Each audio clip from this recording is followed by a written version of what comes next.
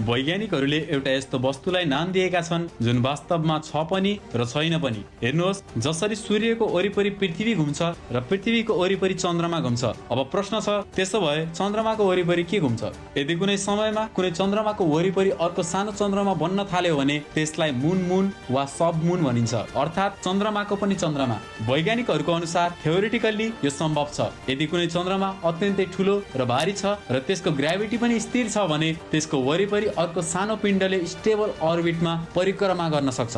हाम्रो सौर्यमण्डलमा धेरै चन्द्रमाहरू छन्। पृथ्वीको चन्द्रमा, मंगलको 2वटा साना चन्द्रमाहरू फोबोस र डिमोस र शनि र बृहस्पतिका त दर्जनौं चन्द्रमा छन्। तर आजसम्म कुनै पनि ग्रहको चन्द्रमाको वरिपरि अर्को मून देखिएको छैन। तर सम्भावना के छ भने हाम्रो सौर्यमण्डल बाहिर कतै अर्कै ग्यालेक्सीमा कुनै ठुलो ग्रहको ठुलो चन्द्रमाको वरिपरि त्यसको आफ्नै सानो चन्द्रमा घुमिरहेको हुन सक्छ।